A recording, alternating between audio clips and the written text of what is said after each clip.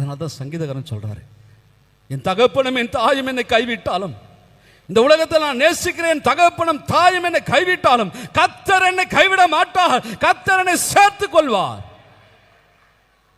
நம்ம எல்லாரும் கண்களை மூடி அப்பா பார்த்து சொல்லலாமா? உங்களை அவர் மறக்கலைங்க, உங்களை அவர் மறக்கலை. அவருடைய உள்ளங்கையில் உங்களை வரைஞ்சு வச்சிருக்கிறாராம். ஸ்திரீயானவளுக்கு கற்பத்தின் பாலகனை மறப்பாளோ? அவள் மறந்தாலும் நான் உங்களை மறப்பதில்லை, நான் உங்களை மறப்பதில்லை. ஆண்டவரை பார்த்து சொல்லாமா?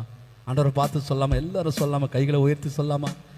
ஓ மறவாமல் நினைப்பவரே ஏசையா, நிறைவேற்றி முடிப்பவரே.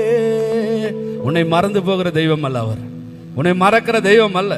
இந்த உலகத்துல யார் மறந்தாலும் அவர் மறப்பதில்லை. உன் குடும்பத்தை அவர் மறப்பதில்லை, உன் பிள்ளைகளை அவர் மறப்பதில்லை, உன் வேலையை அவர் மறப்பதில்லை. நீ போகிற எல்லா இடங்களும் கர்த்தர் உன்னை மறப்பதில்லை. உன் நினைவா இருக்கிறவர், உனக்கு சொன்னதை செய்து முடிக்கிற தேவன். என்ன சொன்னாரோ அதை உன் வாழ்க்கையில இன்னைக்கு மாத்திரமல்ல என்றென்றைக்கும் நிறைவேற்றுகிற தேவன் அவர். மறவாமல் நினைப்பவரே ஏசையா, நிறைவேற்றி முடிப்பவரே. எல்லாரும் சேர்ந்து சொல்லாமா? அப்பா பார்த்து சேர்ந்து சொல்லாமா? மறவாமல் நினைப்பவரே ஏசையா, நிறைவேற்றி முடிப்பவரே. உனக்கு சொன்னதை நிறைவேற்றுகிற தேவன். சொன்னதை செய்து முடிப்பீ, நீர் முடித்து தீர்க்க மட்டும் கைவிட மாட்டீர்.